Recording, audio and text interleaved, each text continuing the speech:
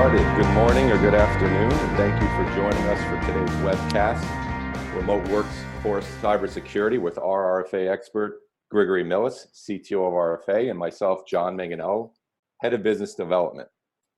By now, all of us are used to this new virtual working reality, and never did we think we'd be facing times like these. So based on some of the last few weeks of dealing with our clients and talking with our partners, we thought it would be a good opportune time to get Greg to speak to everybody about the cybersecurity landscape and the new challenges we face now that essentially the virtual working environment has essentially set everybody up to be as a remote office.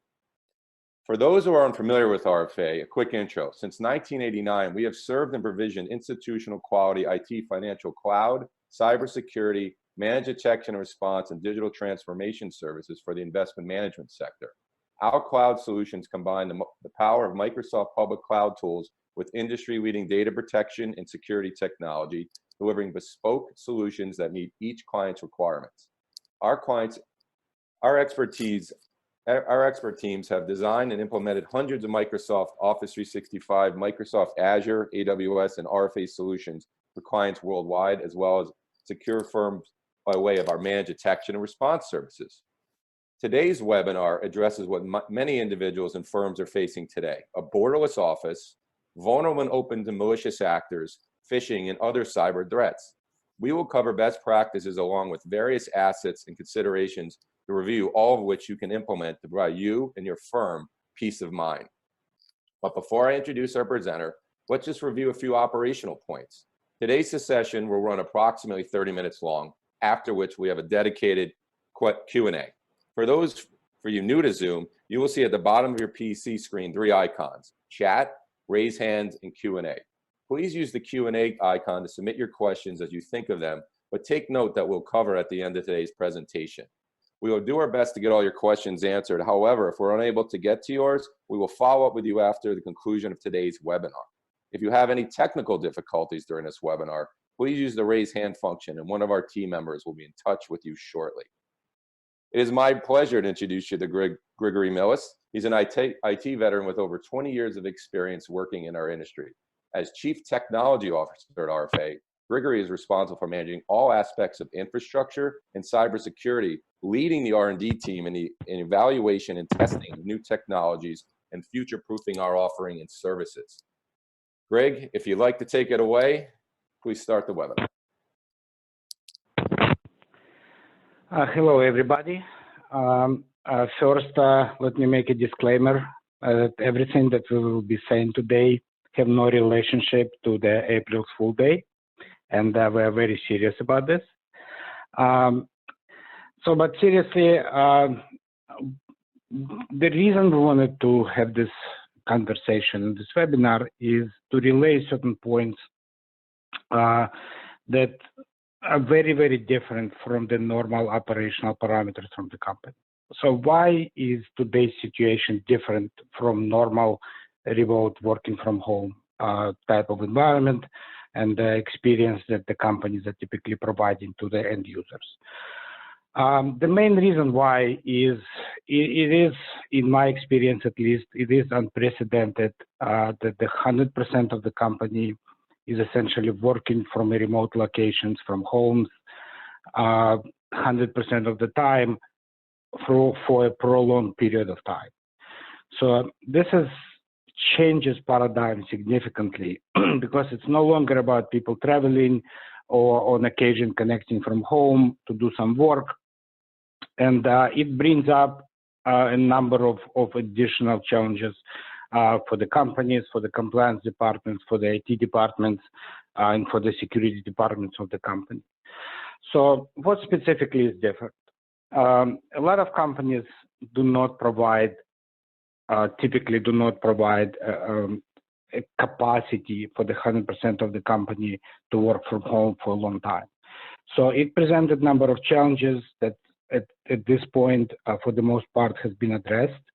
But you're seeing, because people working all the time, 100% of the time from remote locations, you essentially have a situation where you have your company that's working from the locations you cannot control, often using the devices that you cannot control, and also using connectivity that you cannot protect.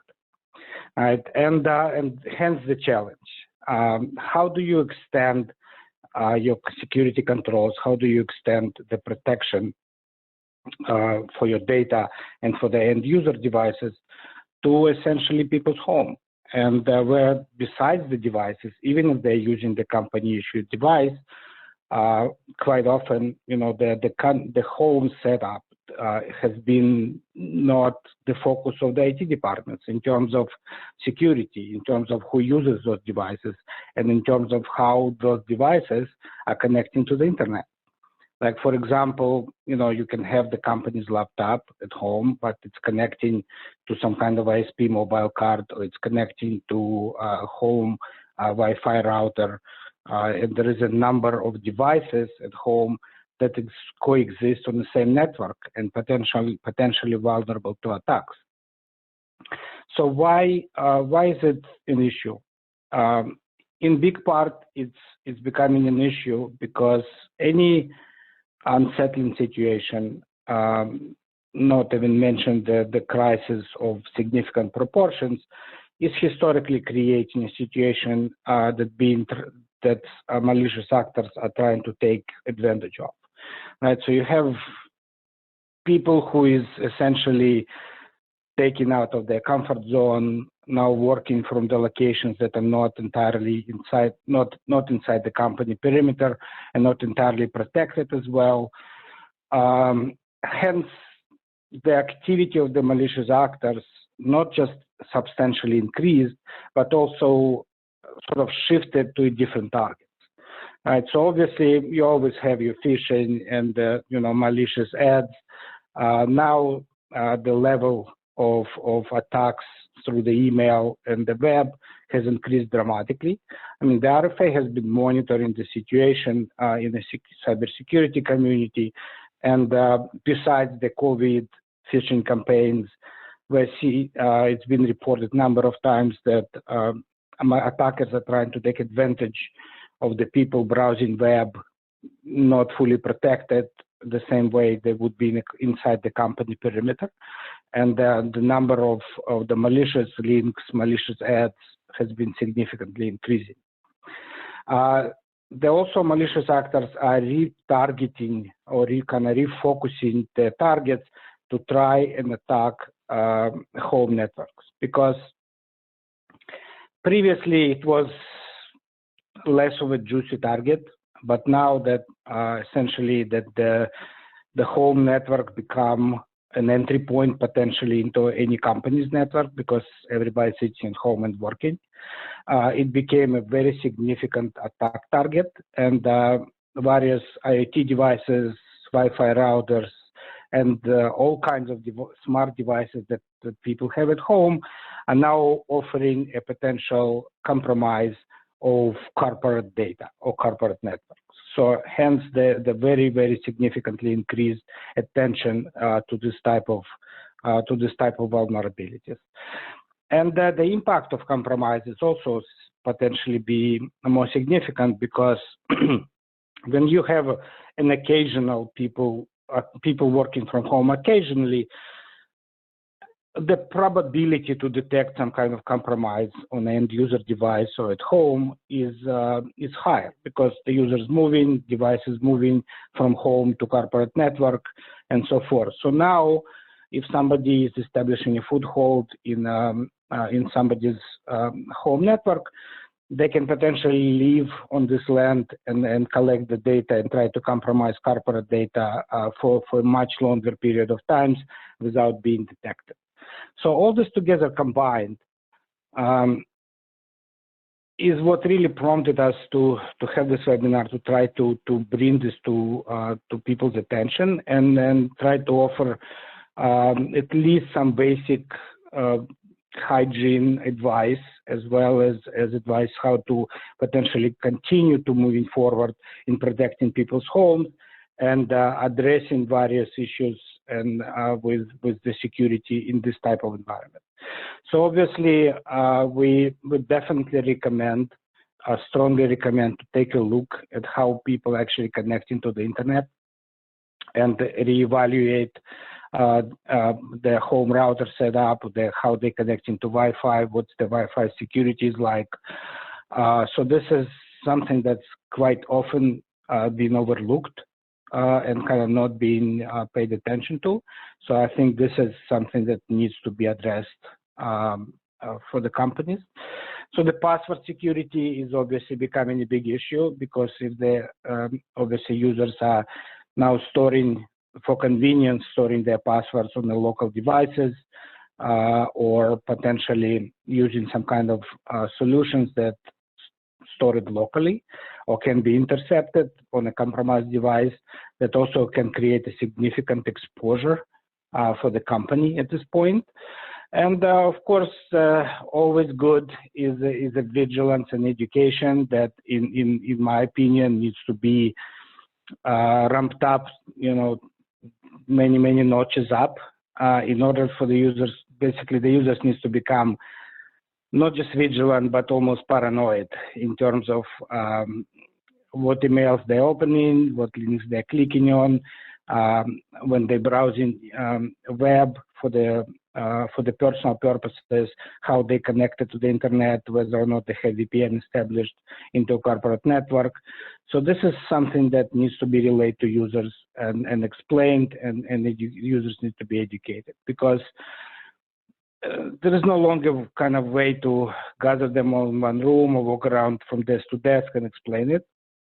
So it's becoming a little bit more in focus, for the users to be able to make this type of decisions on their own.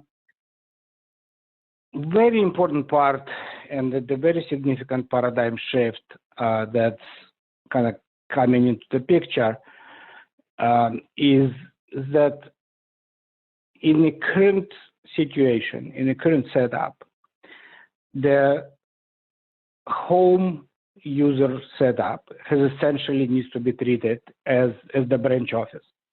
I mean, it's not entirely clear for how long the situation will be continuing. Maybe a month, maybe two. It might reoccur at some point in the future again, right? So the homes or other locations, whatever locations people are working from, has to be treated as essentially a branch or satellite office of the company. So what does this mean? So it means that the enterprise protections, however much it is possible, needs to be extended to this location, right? It's important for security as well as it's very important for compliance. The very common protections that needs to be extended to users working from home is definitely the web security policies. So it's both, HR compliance as well as a good practice in cybersecurity hygiene. It can be extended to the user personal devices as well as the corporate issued devices. There is a number of solutions depending on how you do it internally. Those solutions potentially can be extended, or new solutions can be implemented to address it. We've seen a significant interest and driven by the rise of the phishing attacks. So we would strongly recommend to reevaluate your current phishing protection and alerting. So it's not just you clearly try to identify the phishing emails and bring it to users' attention, but also the people who are responsible for your cybersecurity should be getting alerts of some kind in order to know that there is a potential phishing email has been received by a user.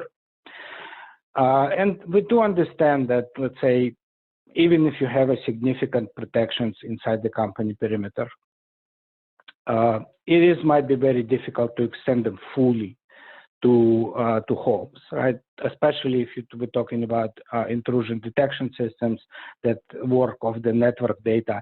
They can still sit inside your network and collect the information, but it's almost impossible, or at least very difficult, to extend this type of monitoring to monitor the traffic in the users' homes, right, or traffic that's coming in and out of the personal devices. So what we would recommend, and what's really becoming a big focus of this type of extension, to treating the home office as a branch office, is shifting the monitoring and shifting the protection to the device itself. Even if it's a personal device, it will only benefit from implementing the managed detection and response type of protection on the endpoint. And to supplement or replace whatever antivirus protection or anti-malware protection devices is using. Why is it important? The protection obviously needs to be more robust. It needs to not just deal with the malware, not just needs to deal with the viruses, but it also needs to deal with the potential compromises. And this is what majority of the regular and kind of antivirus, anti-malware solutions don't provide. So this solution needs to be able to detect various malicious activities that are not necessarily related with viruses. So let's say if it could vary. It could be from somebody mining Bitcoins in your browser to somebody actually infiltrating your PC or laptop and trying to extract passwords, for example, or trying to sit quietly and intercept your multi-factor authentication tokens. Right, so this is something that you typically would see only in the endpoint detection and response type of solutions that the corporation used, and we strongly believe that at this point they need to be extended to whatever devices people use to connect to the office. The second part of the MDR solutions is the response. So this is part that allows a provider to immediately react to some kind of compromise, to triage the compromise, prevent it from spreading, prevent it from exfiltrating data, and doing whatever it is the attacker is trying to accomplish. So it's also very important because now you have extremely distributed workforce, and it could be days potentially without the immediate triage. It could be potentially days or weeks until by other means you can detect it potentially and address. So by this time there would be potentially could be significant damage, and we certainly don't want to get to this point, right? And this is why we're seeing obviously a significant adoption of the managed detection and response in a typical corporate environments. But as I said, if you treat the user's homes as a branch office, the corporate environments needs to be extended. And also this type of protection is probably the easiest one to extend because it doesn't require any changes to user setups. It doesn't require any difficult deployments of sensors or anything like that. It's essentially just being deployed on the endpoint, which is very simple, and it provides a good deal of protection and detection.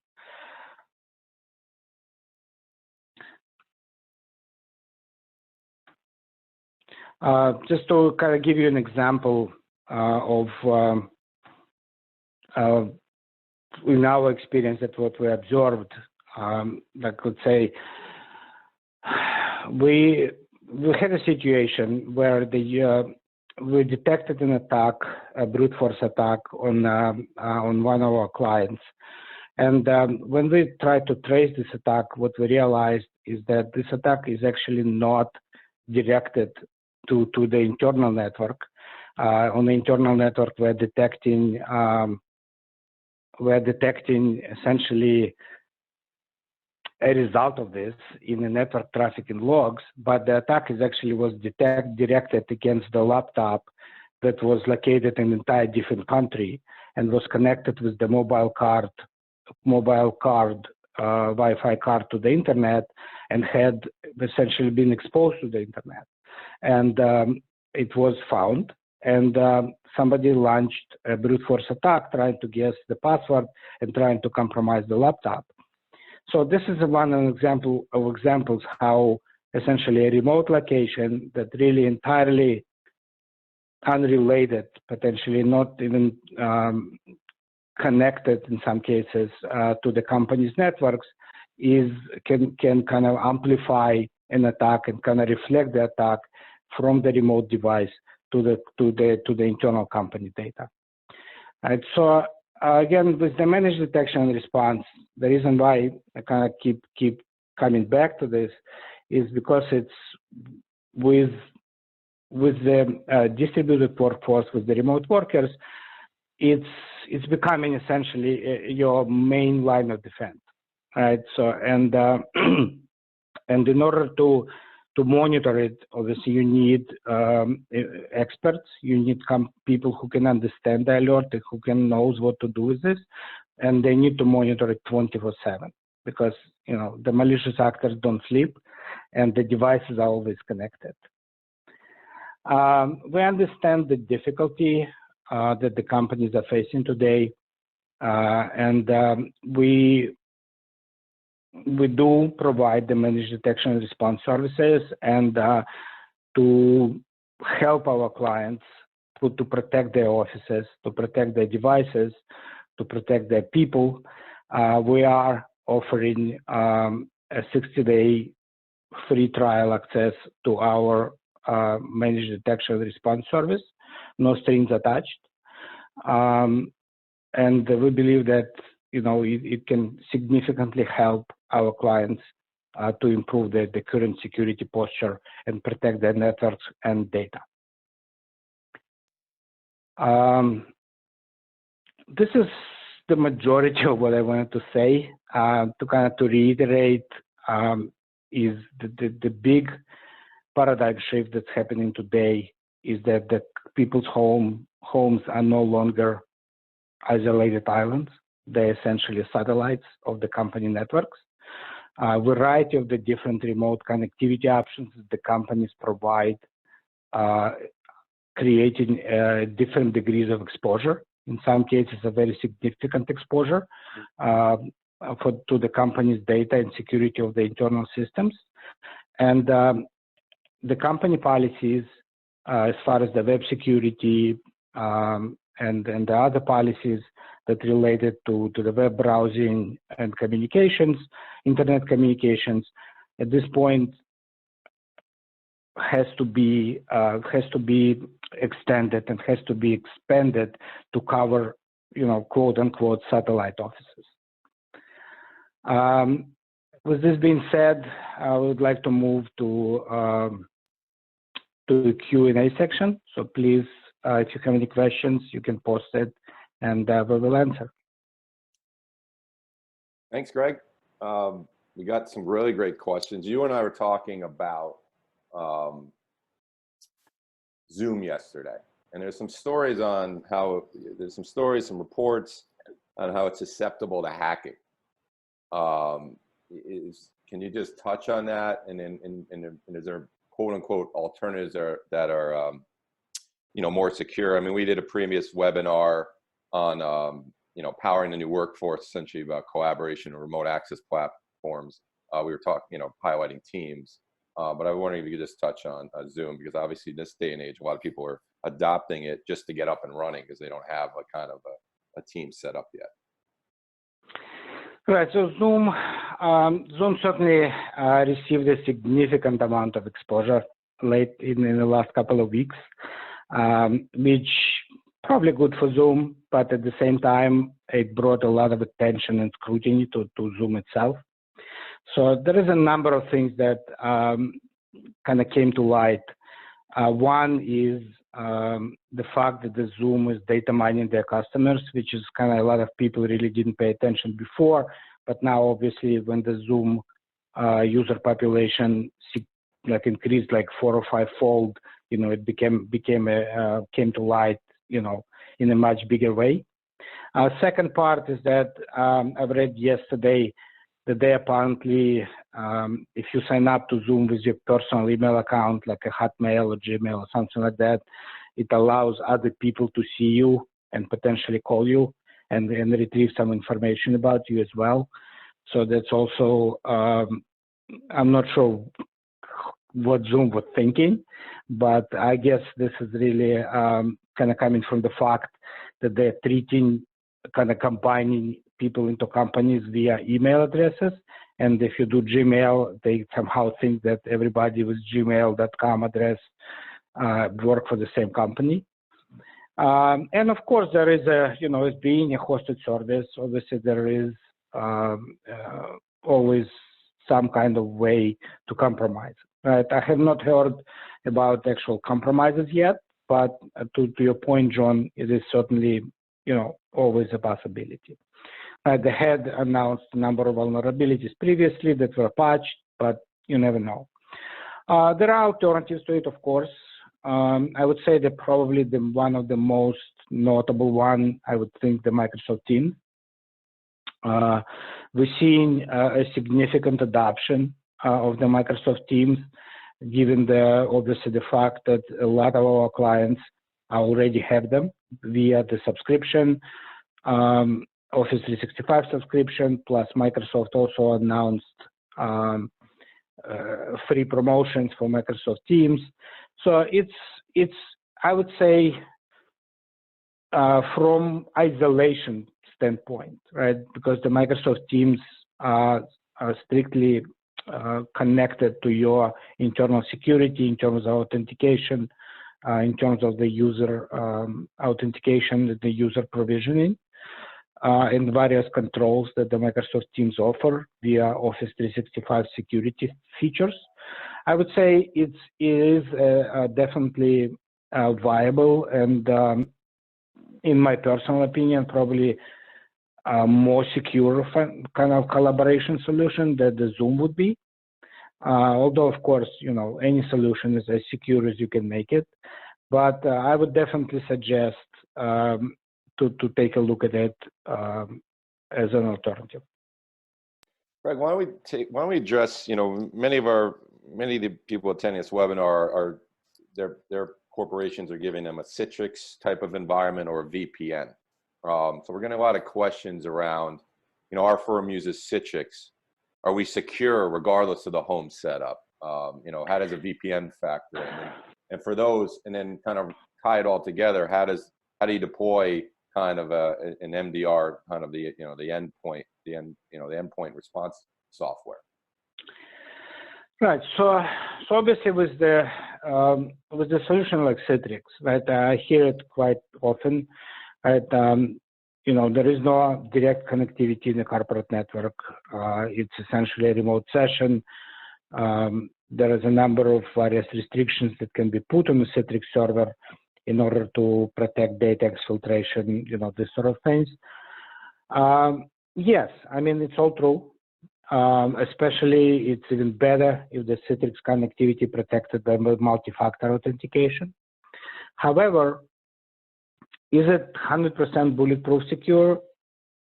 No, not really, right? And it still creates a situation where the exposure of the device that is connecting to Citrix server can potentially create a breach for the Citrix server itself. What I mean by this is if I, let's say, compromised a laptop and I essentially establish the foothold and I'm monitoring various sessions, I can actually intercept the user credentials, including multi-factor authentication token, and use it to establish my own session to Citrix. And once I'm established this session with this user credentials and multi-factor token, I'm basically fully inside the company's network, and I can do all kinds of malicious things. So, I mean, yes, it's more secure than VPN, but does it remove the protection requirements for the endpoint device that's connecting to Citrix? I would say no. It still needs to be monitored and still need to be protected. Can you expand on that, on, you know, your take on what you covered on the MDR and how it addresses that? No, that's exactly what MDR would accomplish. because it would monitor, like it would not just, as I said before, it would not just protect against the malware and viruses, but it also would protect and detect the malicious activities that are specifically designed to steal credentials, to establish some kind of foothold, kind of silent foothold on an endpoint, and just monitor, for passwords, trying to intercept tokens, trying to inject some kind of code into legitimate applications. So this is what the endpoint detection and response solutions, which is at the heart of the MDR services, are designed to do. And this is why I believe it's very important to have those solutions on the user endpoints. We got two questions I'll tie together. I mean, to me, when we knew we were going to be in this reality, shadow IT popped into my head, because now, on a governance standpoint, there's a use of the technology, the policies. But is that a concern of yours? Because someone just says, "Oh, I want to collaborate more effectively. I'm going to fire up, Dropbox because I can't." And then for those who are fully on Office 365, there's a question of reading about a vulnerability to Office 365 that'll stop Outlook, Teams, and other 365 apps from connecting to the web.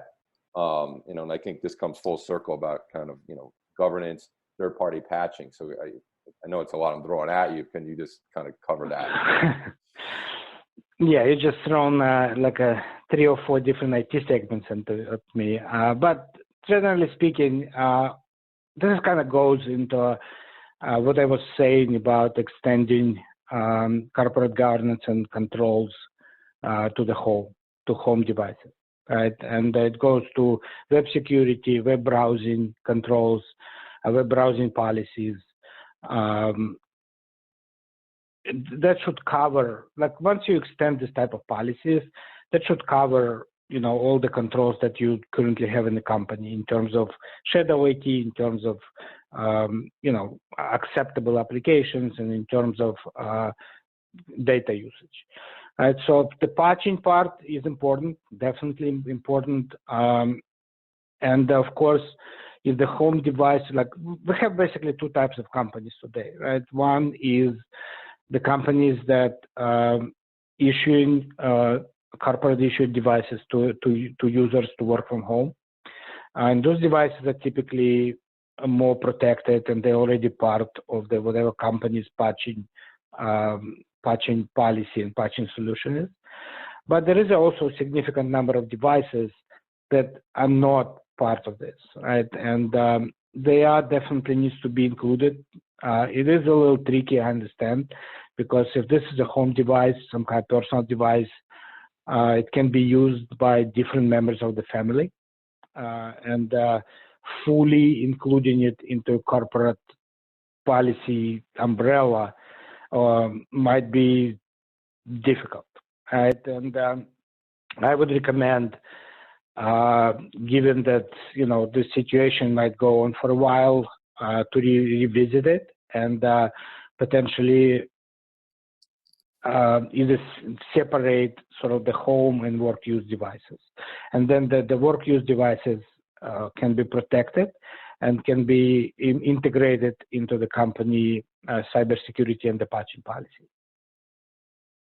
What would you say to those people that do not want to install corporate controls on their home kind of equipment, right? I mean, there's kind of the privacy concerns.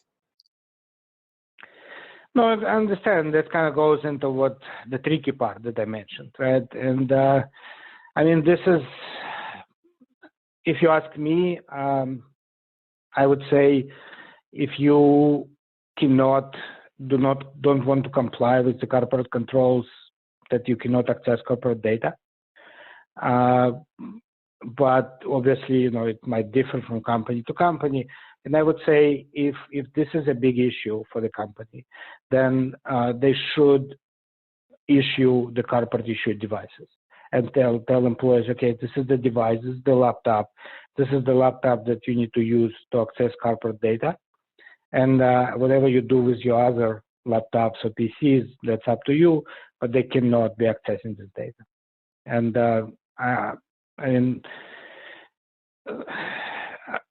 I understand the privacy issues, obviously, especially with the web security.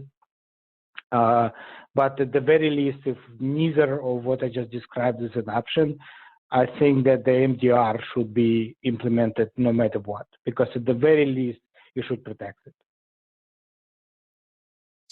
Okay, thanks. I got the results of our poll. Is your remote office secure? And it's just a yes, no, I'm not certain. And essentially, we have 2/3 say yes. The no's were basically minimal, and then I'm not certain was the other third. So Greg, I think this was a good webinar. I'm going to wrap it up here. I'll have one last question for you, but for all those on the call, we thank you for your time. As a reminder for RFA, we are a partner. If our clients are on the phone, everyone's a phone call away. Greg's been on many calls, and he's always willing to pick up the phone, anytime, any day. Sorry, Greg.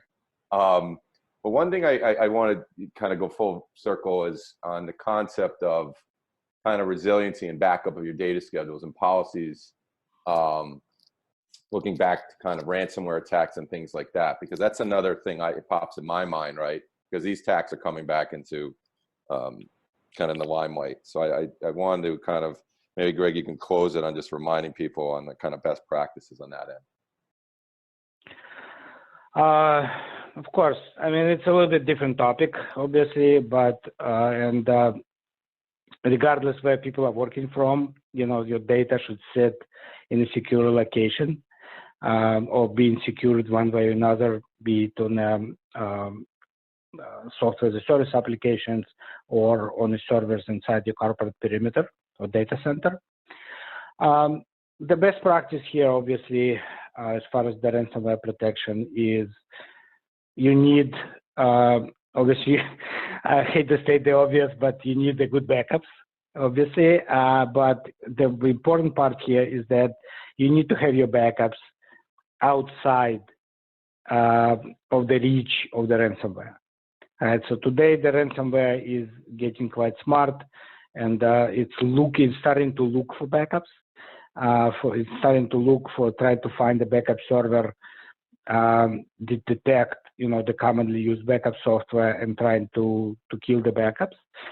But, the various cloud-based type of backup solutions or the solutions that store data in a proprietary format that outside, on the proprietary appliances, especially solutions that allow you to lock the data in place, kind of create the immutable copies of the data, is definitely, one way or another needs to be implemented. Because, as I said, the ransomware is getting smarter and smarter, and they are not just trying to encrypt the data, but they're trying to destroy the copies. And the copies needs to be, not reachable by the ransomware or not encryptable by the ransomware.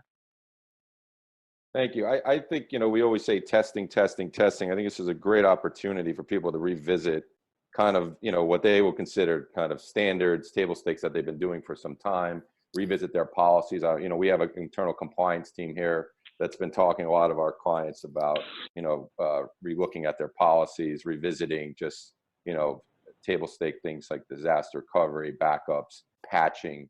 So as, a reminder, and this new reality that we're, looks like we're going to be in foreseeable future, it's a good time to revisit and test it. But I want to thank everyone for your time. We don't want to take up too much of your day.